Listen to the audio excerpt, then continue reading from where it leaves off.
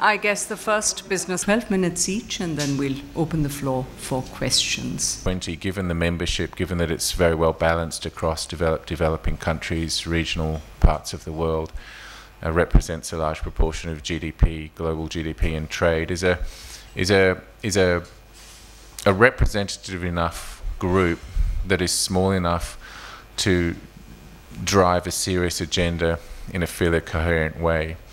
And therefore, from our perspective, the G20 is in of itself a very important addition to working with the major economies of the world on the mandate, which is to be the premier global economic forum for driving global growth and sustainable global growth. It, in our view, reflects new realities, which is very important, global realities, the rising economic power and otherwise of China, of India, of Brazil, of other players like Turkey. And so from our perspective, in that context, it's a very representative group. We like to think of the G20 as not only being a custodian of the global economy and helping drive optimum global economic outcomes, but also as a driver of a catalyzer and action in other areas, because you do have the 20 most significant economies working together on global challenges. And so therefore, without wanting to usurp or take over the mandate of any other global institutions, we do think the G20 has an important catalyzing or driving role in terms of other global agendas around. So whether it's helping give a push to the multilateral trade agenda, whether it's taking some momentum into the climate change negotiations, those sorts of things, we see the G20 leaders as usefully playing a role. So for example, in climate change, there's a lot of talk about climate change financing and who's going to finance it and what are the mechanisms and models and how's it all going to work. And well, the real experts in such work are finance ministries. And so if you have a G20 finance process that comes up with models on financing for climate change as suggestions without imposing a particular outcome on the broader negotiations, then that can be very helpful work while not being determinative work. So that's one example of how we think the G20 can be a global driver beyond just its mandate of, very important mandate of global economic growth. We think the G20's already made a significant difference globally. I think that was very evident in the response to the crisis, the financial sector crisis of 2008, where there was a consensus that the global economy was heading towards a cliff, if not about to fall off a cliff. And I think there is a genuine global consensus that the G20 leaders, countries came together and worked out a range of solutions to re-inject confidence back into the global economy and come up with a range of measures to get things back on track. And in that context of crisis, there was a very sharp focus of leaders' minds and systems working together for the collective good. And I think that was it has been a well-documented significant contribution of the G20. If you look more latterly, that this is where the comment sometimes come up, is the G20 just a crisis mechanism, and if there isn't a crisis to focus leaders' minds, then is the G20 achieving everything it could be achieving, or is it becoming a bit of a lame duck? Again, in our view, we don't think it's becoming a lame duck. When you're in more of a steady state, you work in a more steady way on particular things, and what we see the G20 quite effectively doing, as we've seen in our view APEC do for many years in the Asia Pacific region, is build a consensus on what are the sorts of challenges that countries need to address collectively or even individually for that matter to maximize growth and jobs, and how do countries work individually and collectively to make the most of their opportunities and to contribute to sustainable global growth. And in that context, while the G20 is in a more of a steady state and therefore more of a boring world, nevertheless there's very useful, we think, sustained work going on in the G20 that is making a real contribution to not only driving global growth, but also building up a global consensus on what are the main things to focus on, what are the main ways of addressing particular challenges, and just in a very layered, sustained way, building up a consensus for how to address particular challenges and how to work together, which in many senses is exactly what you want across the globe, to build that sort of consensus cooperation, if not at times coordination. So we still see the G20 as playing a very important role. In terms of our presidency last year, we did have a sense that with each new president of the G20, there's always a temptation to add another major initiative as your national signature initiative to the G20. And it had struck us and others that the G20 agenda was becoming something of a Christmas tree, with new baubles trying to be added at each meeting with each president, and in that context diverting and diffusing focus. So it was all just, there were so many things that were coming onto the agenda and pet projects which one country would put on, and then another country who was chairing later wouldn't really be carrying that forward. So a big part of our presidency last year was to think about how can we focus the agenda of the G20 on the core agenda that's been set for the G20, which is to promote global growth. And therefore we worked very hard to try and streamline the agenda and have it focus fairly and squarely on the mandate for global growth and jobs, creation of jobs through growth. And in that context, we worked hard with other countries to shed a range of initiatives or a range of agendas and have a much more core focus. And we're working with Turkey and with China to try and get that core focus on growth and jobs carry through.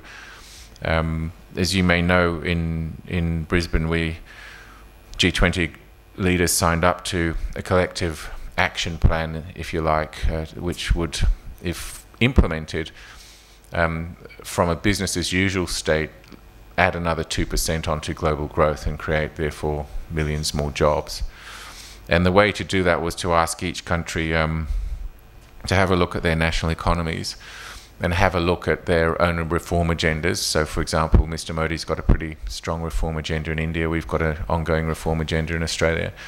All countries are looking at continuous improvement in terms of their economies. And so could they think of doing a little bit more in terms of the reform agendas, or being a little bit more ambitious, being a little bit quicker? In any case, coming up with national action plans that would, over time, in their own sovereign right, grow their economies, and by taking the best possible economic action, macro and micro, and then collectively that would add to 2% of global growth. And that was agreed in Brisbane, and so everyone's got their national action plans looked at by various international bodies like the IMF.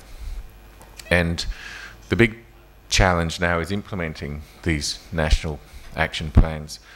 And we feel very strongly that the future of the G20 should be on that implementation, just as people say Mr. Modi has to implement his economic reform agenda, just as people say our Prime Minister has to implement ours. Well, globally, everyone has to do that, and that's what the G20 agreed should happen. So we effectively springboarded off national ambitions in any case, which is a good way to go, we think, in terms of the G20. So we all have our country plans. As you know, they focus on a range of things. The financial sector reform agenda of the G20 is still fairly important. That was the genesis of repairing the global economy, dealing with toxic assets and getting the banking system and the financial system up and running again. That's been done, but then the work was on how do you strengthen that through capital adequacy and dealing with derivatives and shadow banking and things like that. So an enormous amount of work has been done on that side of the house over the last few years, and now I think the sense is the financial reform agenda is in place and probably needs to be watched to see if it's as good and efficacious as it should be. There's some criticism from banks that the capital adequacy requirements are too high, for example. So there's a sense of let's monitor this in conjunction with what other risks might be emerging on the horizons in the financial sector. But there is a sense, a very strong sense, I think, of achievement and steady state about the financial reform agenda. So then a lot more focus, we think, is going on to these action plans in terms of what countries are doing on regulatory policy, competition policy, corporate sector reform, ease of doing business, things that everyone here would be very familiar with because they've been a part of the Indian economic agenda for quite a lot for quite some years. Tax reform is something that Australia is very committed to, along with other G20 countries. Base erosion and profit shifting concerns all of us, and there's a fairly good agenda with 15-point plan to try and improve that whole situation. So that's something that we're working hard with Turkey on. It's a major focus of Turkey. Trade liberalisation for us is another big part of what the G20 should be promoting. If you look at the global drivers of growth, one of them has to be further trade. Trade and investment has always driven growth. So if we can get trade flows working more, then that's something that's very important, we think, as a driver for global growth, whether it's through the WTO or whether it's through other means. And I mean, Australia's got a very ambitious free trade agenda. We did one with China last year, we did one with Japan last year, we did one with South Korea last year. They're pretty high quality free trade agreements. We're currently negotiating one with India, which we hope will bring India into that mix of countries for us in terms of better market access and investment both ways. We're working in RCEP in the EAS on a regional free trade agreement. We're talking about trade agreements in APEC. So there's a lot of things going on outside of the WTO where the G20 can nudge along and reinforce through political support, if nothing else. Supporting microeconomic reforms in various economies is a very strong agenda. In our example, when we reformed our electricity sector, it added 1% to our GDP. So there's a lot that can happen through microeconomic reform as part of these national action plans. And a big focus on investing in infrastructure. Everyone agrees that to help drive growth, there needs to be more investment in infrastructure, and the case has been very solidly and compellingly made in the Indian context. It was exactly the same for so many other economies, including Australia. And from our perspective, one of the achievements last year in Brisbane was to get a global infrastructure hub established, which is to bring a whole range of expertise together in a hub in Sydney, and then have that expertise help engender further investments across the G20 economies and more broadly. And there's some estimates that if that's done well, it could see an additional $2 trillion worth invested across infrastructure, which is, every country needs infrastructure as a lifeblood to grow. And our sense is that should continue to be a major focus of the G20. It's often not a matter of money. There's no shortage of money swirling around the world. Australia's got the third highest funds to invest in the world itself, $1.9 trillion. It will go up to $7 trillion by 2030 because we have compulsory pension funds and other things. So there's a lot of money around, but how do you identify the projects, bankable projects? What are the financing models to then plug in the money to the projects? There's a lot of work we feel that could be done to make that whole world more effective and therefore drive a much stronger investment into infrastructure agenda. And in the Indian context, as we know, infrastructure is the backbone at the moment of the growth strategy for this country, and it's the same for many other places. The IMF has assessed that about a third of all the commitments that were made in Brisbane last year have been implemented so far, which is very good. There's 2/3 to go, and if those 2/3 are implemented, then that's 2% on top of business as usual global growth at whatever rate that global growth will be, because global growth is slowing. So we're very keen to work hard with the G20 chairs of the future to make sure that those agendas are implemented, because everybody agrees if they are, that's the best possible prospect for further growth and therefore further jobs for all of the economies. And then there are obviously spin-over effects for so many other economies in the world when that happens. Just lastly, our Prime Minister was very focused on the politics of reform. I think every country in our region, the Indo-Pacific region, is faced with this challenge. Reform seems to be getting harder, not easier. There's not a single government that's not in some way, shape or form clogged or jammed by various political issues in terms of its reform agenda, and we feel that the G20 can be a useful forum for leaders, and our Prime Minister certainly used the opportunity in Brisbane when the leaders were there to have a dedicated session on how do you best do the politics of reform. So just even on that level, the G20 coming together and sharing ideas and working out what are the best lessons learned from their agendas, and having leaders I suppose, inspire one another in terms of what's the best way to politically deliver reform, and is in itself a pretty useful element of the G20. And if I could just end by saying that we do think that there needs to be a continued sustained effort into the G20 to make sure that it does succeed as a new representative global forum for driving global economic growth. And while other institutions are obviously welcome and important, for example, the BRICS Bank or the AII that China's just got up, to the extent that some of that distracts from countries really working concertedly in the G20 to see, for example, better outcomes in IMF reform or World Bank reform, then maybe there'll be a bit of a missed opportunity, which is not to say the two can't coexist. I'm not saying that they can't. They obviously can, and they can complement one another. But if it does become too distracting so that the firepower and the focus is lost from the G20 in terms of using that as a vehicle for global economic reform and governance reform, then I think we will have missed an opportunity. So I'll just leave it there. Thank you very much, Secretary.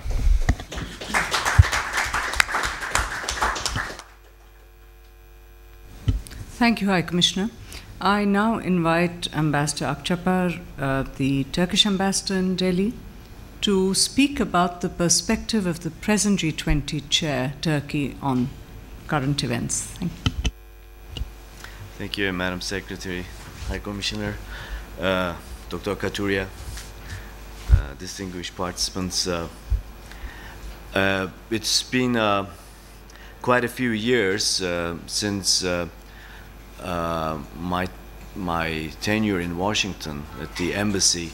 A colleague called Colin Bradford and another one, Johannes Lin, and myself, we were meeting occasionally and pontificating and looking at the international setup of our international organizations, and thinking that at some point G20 would become a kind of a key instrument that we might need,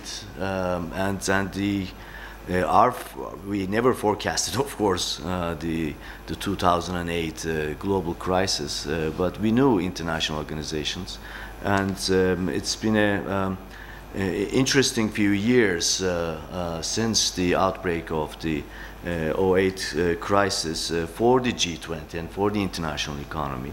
And for those of us who have been monitoring the international fabric of various organizations, I think G20 has made a good start, became very relevant, and my guess is that we're going to be talking a lot more about the G20 in the coming years and decades as a very representative organization with a relatively small number of members and the way it has been functioning. Of course, we've had, since we assumed the presidency,